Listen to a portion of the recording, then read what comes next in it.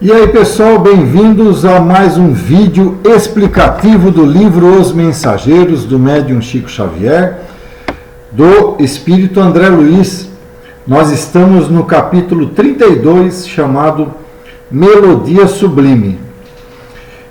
Gente, esse é o último capítulo em que eles estarão no posto de socorro. É um capítulo muito bacana, que vocês vão ver como espíritos superiores conseguem emanar energia deles mesmos para com os espíritos mais inferiores, né? Não necessariamente totalmente inferiores, mas os espíritos que têm mais luz, mais energia vibratória, mas conseguem transmitir através de seus sentimentos, dos seus pensamentos, fluidos, né? Fluidos para os outros espíritos, tá bom? Chama-se Melodia Sublime. Então vamos lá. Num gesto nobre, Aniceto pediu a Ismália que executasse algum motivo musical de sua elevada esfera. A esposa de Alfredo não se fez rogada, com extrema bondade, sentou-se ao órgão, falando gentil: ofereço a melodia ao nosso caro Aniceto. Gente, lembrando, vocês têm que ir lá nos capítulos anteriores para saber a história de Ismália com Alfredo. Mas Ismália já faz parte de um plano superior. Ela é superior ao nosso lar. Então Ismália, ela está superior até ao Aniceto, que é o companheiro, que é o mestre de André Luiz e Vicente. Ela está num mundo superior. O que acontece é que quem conhece a história dela sabe que de vez em quando ela vai até o posto de socorro, a ajudar Alfredo alguns dias, e depois ela volta para o mundo superior dela, tá bom? Então, baseado nesse conhecimento é que vocês vão entender o que vai rolar nesse capítulo. Ante nossa admiração comovida, começou a tocar maravilhosamente. Logo às primeiras notas, alguma coisa me arrebatava ao sublime. Estávamos extasiados, silenciosos. A melodia tecida em misteriosa beleza inundava-nos o espírito em torrentes de harmonia divina. Penetrava-me o coração um campo de vibrações suavíssimas, quando fui surpreendido por percepções absolutamente inesperadas. Com assombro indefinível, reparei que a esposa de Alfredo não cantava, mas no seio caricioso da música havia uma prece que atingia o sublime, oração que eu não escutava com os ouvidos, mas recebia em cheio na alma por meio de vibrações sutis, como se o melodioso som estivesse impregnado do verbo silencioso e criador. Gente,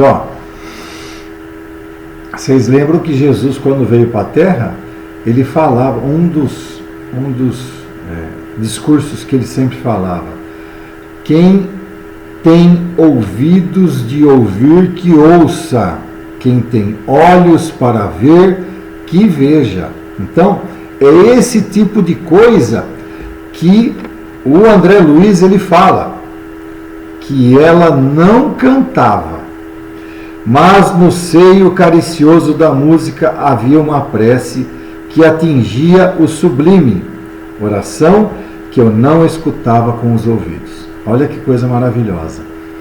Então, agora nós vamos nós vamos ler o que ele ouvia através das notas que Ismália estava tocando. As notas de louvor alcançavam-me o âmago do espírito, arrancando-me lágrimas de intraduzível emotividade. E aí vem a música. Ó Senhor Supremo de todos os mundos e de todos os seres, recebe, Senhor, o nosso agradecimento de filhos devedores do teu amor. Dá-nos tua bênção, ampara-nos a esperança, ajuda-nos o ideal na estrada imensa da vida. Seja para o teu coração, cada dia, nosso primeiro pensamento de amor. Seja para a tua bondade nossa alegria de viver. Pai de amor infinito, dá-nos tua mão generosa e santa. Longo é o caminho, grande é o nosso débito, mas inesgotável é a nossa esperança.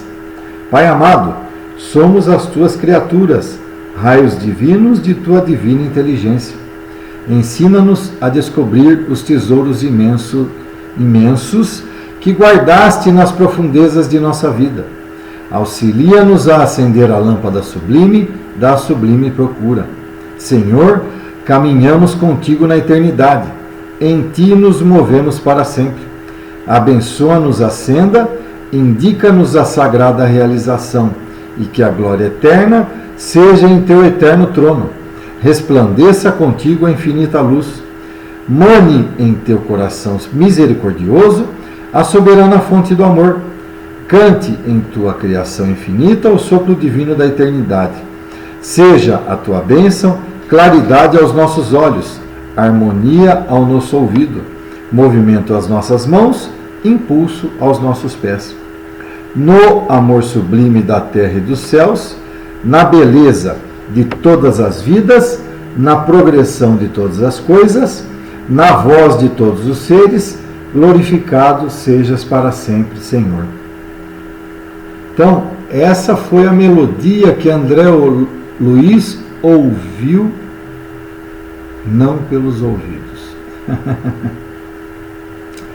Que melodia era aquela que se ouvia através de sons inarticulados? Quer dizer,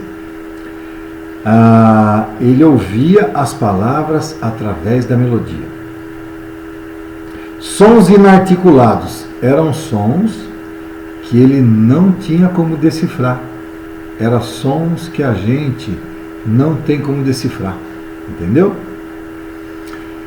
Eu diria que, como almas encarnadas que nós somos, nós não temos esse sentido de ouvir esse tipo de música. Aí, como espíritos, esse sentido que nos falta nos fica mais apurado, e aí a gente consegue interpretar o som como uma frase, como uma palavra. Não pude conter as lágrimas abundantes. Cecília comoveram-nos a sensibilidade, lembrando as harmonias terrenas e os afetos humanos. Lembram no capítulo passado que Cecília tocou uma música de Bach, né? Então, que para nós era, a gente já conhece, uma melodia de Bach. Ismália, no entanto, arrebatava-nos o espírito, elevando-nos ao Supremo Pai. Nunca ouvira oração de louvor como aquela. Além disso, a esposa de Alfredo glorificava o Senhor de maneira diferente, inexprimível na linguagem humana. Tá vendo? Não tem como ele expressar, gente. Nós não temos linguagem aqui na crosta terrestre que interprete isso. A prece tocara-me as recônditas fibras do coração e reconhecia que nunca meditara na grandeza divina como naquele instante, em que a alma santificada falava de Deus com a maravilha de suas riquezas espirituais. E não era só eu a chorar como criança. Aniceto enxugava os olhos de maneira discreta e algumas senhoras levaram um lenço ao rosto. Compreendi que a oração terminara, porque a música mudou de expressão. O caráter heróico cedeu lugar ao lirismo encantador. Experimentando a profunda serenidade ambiente, vi que luzes prodigiosas jorravam do alto sobre a fronte de Ismália, envolvendo-a num arco irisado de efeito magnético. E com admiração e enlevo, observei que belas flores azuis partiam do coração da musicista, espalhando-se sobre nós. Olha só, gente. Luzes prodigiosas jorravam do alto sobre a fronte de Ismália, envolvendo-a num arco irisado. Arco-íris, gente. Envolvendo-a num arco irisado, quer dizer, de diversas, né? cores de efeito magnético, e com admiração e elevo observei que belas flores azuis partiam do coração da musicista, espalhando-se sobre nós. Desfaziam-se como se feitas de cariciosa bruma anilada, ao tocar-nos de leve, enchendo-nos de profunda alegria. A maior parte caía sobre Aniceto, fazendo-nos recordar as palavras amigas da dedicatória. Por que caía sobre Aniceto, gente? Mais sobre Aniceto. Além dela ter dedicado a música a Aniceto, Aniceto era o espírito mais superior que tinha lá no local, tirando a Ismália. Ok? Então, evidentemente, que Aniceto recebia mais fontes, mais fluidos magnéticos do que os outros, porque ele era mais superior que os outros. A maior parte caía sobre Aniceto, fazendo-nos recordar as palavras amigas da dedicatória. Impressionavam-me profundamente aquelas corolas fluídicas de sublime azul celeste, multiplicando-se sem cessar no ambiente e penetrando-nos o coração como pétalas constituídas apenas de colorido perfume. Sentia-me tão alegre, experimentava tamanho bom ânimo, que não conseguiria traduzir as emoções do momento. Mais alguns minutos, e Ismália terminou a magistral melodia. A esposa do administrador desceu até nós, coroada de intensa luz. Alfredo avançou, beijando-a no rosto, ao mesmo tempo que Aniceto lhe estendia a destra agradecido.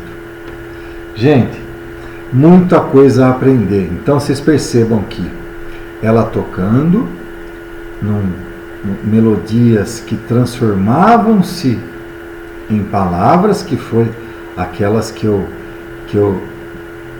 ditei para vocês. Em seguida, ela tocou uma melodia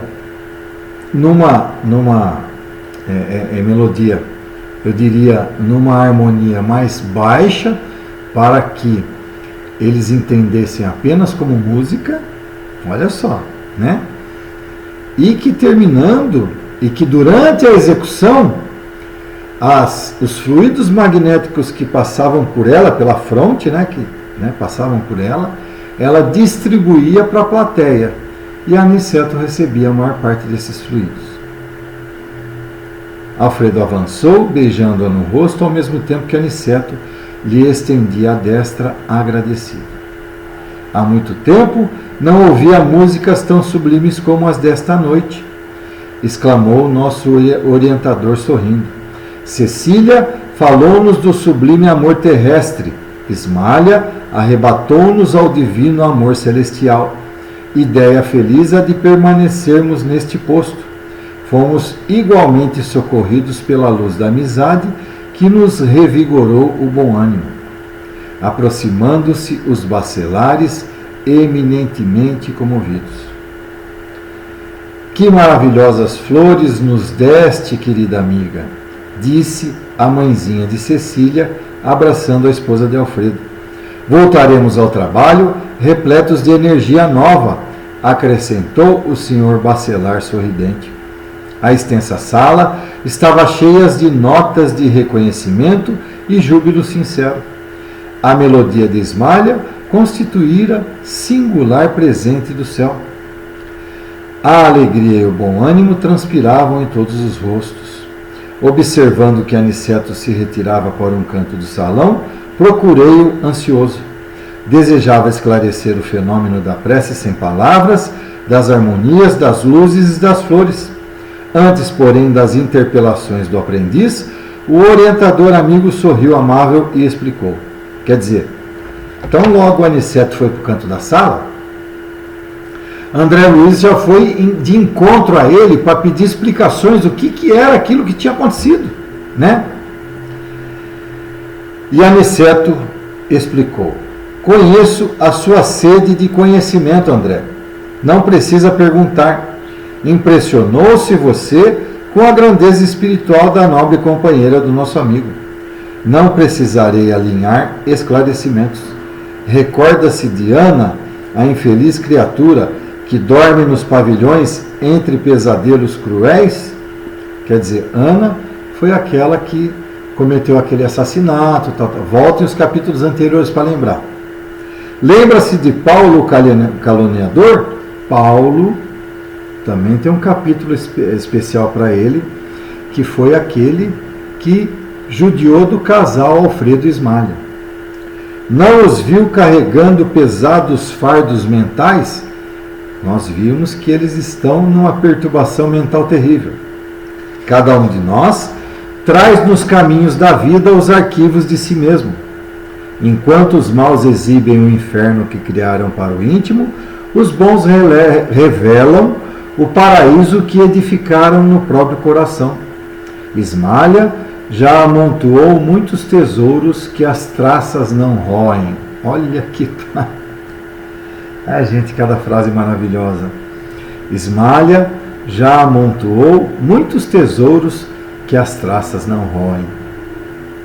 Ela já pode dar da infinita harmonia a que se devotou pela bondade e pelo divino amor. A luz que vimos é a mesma que jorra do plano superior de maneira incessante, inundando os caminhos da vida, mas a melodia e a prece e as flores constituem sublime criação dessa alma santificada. Então vocês veem, gente, que além de Ismália ser um espírito superior, ela tem tanta superioridade que ela tem o dom de criar a melodia, a prece e as flores. Tudo aquilo que André Luiz sentiu e viu foi Ismália que criou. Foi a magnitude magnética de Ismália, a magnitude espiritual de Ismália que criou toda aquela a melodia que se transformou em palavras, a melodia que se transformou em harmonia e as flores que saíram de sua fronte e que eram tudo forças magnéticas, fluidos magnéticos. Ela repartiu conosco neste momento uma parte dos seus tesouros eternos. Peçamos ao Senhor, meu amigo, que não tenhamos recebido em vão as sublimes dádivas. Maravilhoso, né, minha gente? Fim do 32º capítulo. Olha, então, vocês viram que tudo, gente, tudo é o que nós somos. Tudo é aquilo o que nós pensamos, tudo é aquilo que nós praticamos, né? Quanto nós mais praticamos o bem, e evidentemente, gente, que não é apenas fazer o bem, nós temos que entrar na faixa de entendimento daquele bem, daquela caridade, daquele amor que nós temos. Porque não adianta nada, é muito fácil para a gente dar uma esmola, isso aqui é caridade. Não. Nós temos que dar a esmola do fundo do nosso coração, para que aquela caridade entre na nossa faixa de entendimento e que seja uma coisa amorosa do fundo do nosso coração, não hipocrisia, né? Então, gente, nem sempre quem faz caridade vai ter uma magnitude espiritual, né? Uma elevação espiritual. Nós temos que entrar na faixa de entendimento. É muito difícil, gente. É muito difícil. Viu? É muito difícil. Então, terminamos o 32º episódio, capítulo, Melodia Sublime. Mais uma vez eu falo que eu não edito, todos os meus erros estão aí e meus erros de leitura, as minhas engasgadas, tá bom? E nós vamos partir, gente, a partir do próximo vídeo, já vou até falar o título, capítulo 33, A Caminho da Crosta. Então vocês viram que eles ficaram eles partiram do capítulo 15 ou 16. Então eles ficaram 15 ou 16 capítulos somente no posto de socorro. que ele esmiuçou para a gente como que é o funcionamento dos postos de socorro no umbral. Como que essa missão terrível e ao mesmo tempo gratificante que esses irmãos espirituais têm nos postos de socorro, no atendimento tanto dos espíritos sofredores como dos espíritos encarnados, né? Que coisa maravilhosa. Então nós entendemos muito bem o funcionamento dos postos de socorro, tá bom? Então é isso, vão lá, curtam, fiquem, vão lá, façam parte do canal, compartilhem esse vídeo com o maior número de pessoas possível para que essa nossa doutrina fique cada vez mais conhecida, tá bom? Até o próximo vídeo, um abraço a todos.